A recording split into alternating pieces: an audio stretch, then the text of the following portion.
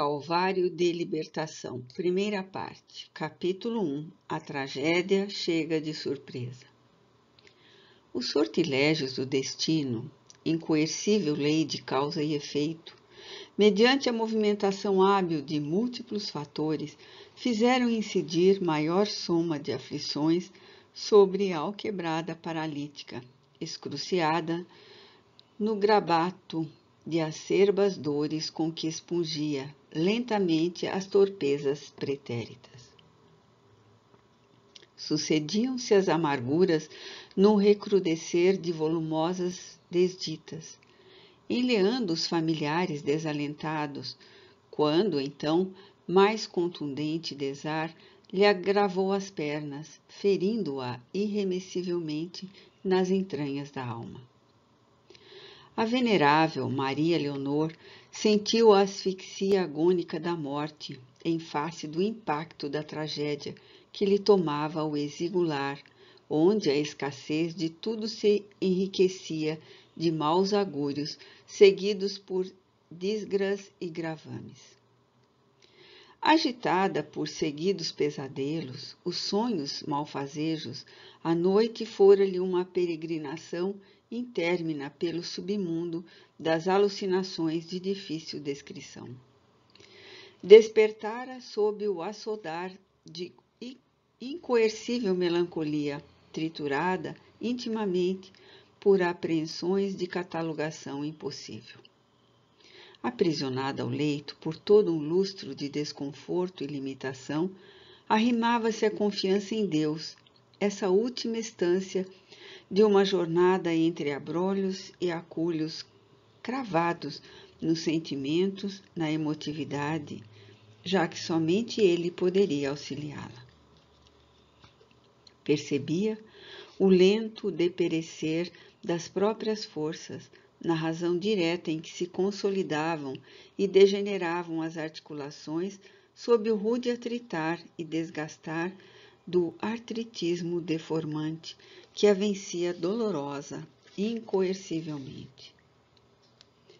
As intérminas horas de prisão à cama, lenidas pelo temperamento resignado, ensinavam-na a esperar, embora o futuro lhe estivesse sombreado por nimbos borrascosos, sempre prenunciadores de tempestades ruidosas prestes a desabar. A dor que a trespassava agora fulminava-a como se a lança de Netuno, momentaneamente eletrificada, cravasse-lhe no coração, revolvendo-o e estilhaçando-o. Há menos de um ano, Almiro seguia a capital, iniciando-se no Ministério Público, enquanto simultaneamente estudava. Embora compreendesse a necessidade de progresso do filho, as saudades eram muitas e soberanas. Telêmaco, o filho jovial, o doce Benjamim do seu ninho destroçado, incapaz de superar a injunção que o esmagava sem saída, como ele supunha, desertara pelo trampolim ditoso do suicídio, mediante o desgraçado salto no abismo das incessantes mortes que não produzem o aniquilamento da vida nem do sofrimento. Vencida pelas forças em fúria que a vergastavam, Maria Leonor não pôde sopitar as superlativas pressões dos corcéis do desespero que ela tentava conduzir e deter. Foi então vitimada por contínuos vágados, dos quais despertava mais exaurida, menos resistente para a continuação da luta sem quartel. Titãs em combate contra débil pigmeu. O dia rumava alto, quando o ribombar da realidade eclodiu chocante, incompreensível, mais parecido a um sonho mau que ao impositivo da verdade. Ficção trágica, assumindo aspecto de realidade impossível. O habitual, o dia a dia, com a dor, era também o ósculo dos filhos em cada manhã, antes das atividades a que se entregavam. Não naquela nefasta ocasião.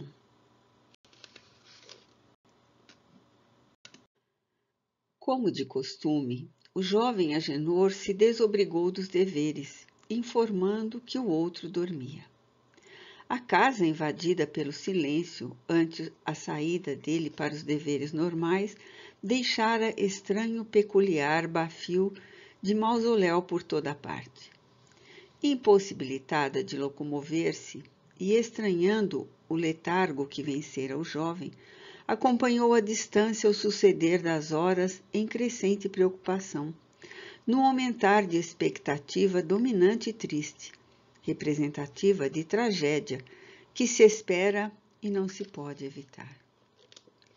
As horas lentas, mornas, exaustivas, a entrada de Agenor retomando do serviço o grito e a constatação da desdita. Telêmaco, Deus meu, gritara em desalinho, a sair do quarto. Está morto! A rigidez cadavérica traduzia a largueza do tempo em que sucedera a inominável ação destrutiva da morte. Sobre a mesinha da cabeceira, a carta cuidada, pensada, a caligrafia nobre em despedida, a confirmação simples e pura da loucura suicida. Quem o diria, reflexionou a genitora, trucidada pelos tridentes da insuportável realidade. Aos apelos angustiantes do jovem, a vizinhança acorreu e a corroboração do fato não deixava margem a qualquer ilusão ou incerteza. A deformação do corpo sob a droga violenta traduzia a luta estoica, inglória da vida física contra os agentes destrutivos ingeridos. Providencialmente, Agenor ocultou a missiva ante o alarme e os comentários dos curiosos atraídos. Notificada, a polícia do pequeno burgo, longe dos centros de maior movimentação e cultura, apareceu para as providências simples, encerrando seu dever ligeiro, diante do corpo vencido, ipso facto, a consumação do autocídio.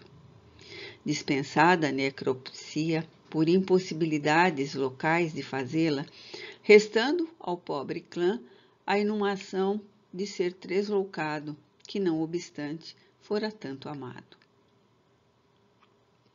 Seguindo as pegadas da pobreza, o infortúnio conseguira vencer a distância. Junto à dor, porém, encontrava-se a ruína econômica, que impedia o levantamento dos recursos para o sepultamento, embora de pequena monta. Nesses momentos, a solidariedade dos humildes sempre se ergue e, unindo as mãos, resolve os problemas humanos quando não lobriga a solucionar as dores do espírito, sem dúvida as mais importantes. Assim, foi levantada uma colaboração modesta e, ao cair do crepúsculo, entre o soluçar das saudades e a pungentiva angústia dos que ficaram, realizaram-se os últimos contributos humanos ao tombado Telêmaco, sepultando-lhe os despojos vencidos. Amparada pelos braços da caridade, Maria Leonor contemplou o filho inerte nas tábuas nuas do improvisado leito, antes de ser inumado. Colorido pelas flores singelas do campo, com que a ingenuidade dos aldeões o adornou. Não pôde, porém, contemplá-lo e afagá-lo como desejava. As forças exauridas cessaram, e ela foi vencida por novo, demorado desmaio. Agora, mergulhava nas sombras densas da angústia que se arrastaria pelos dias, ora mais longos, porque feitos de saudades pungentes e interrogações para as quais não encontraria respostas prontas. Longas, sem dúvida, são as horas de quem padece sem a luz da alegria, clareando a frente em sinal de estímulo para o prosseguimento da jornada.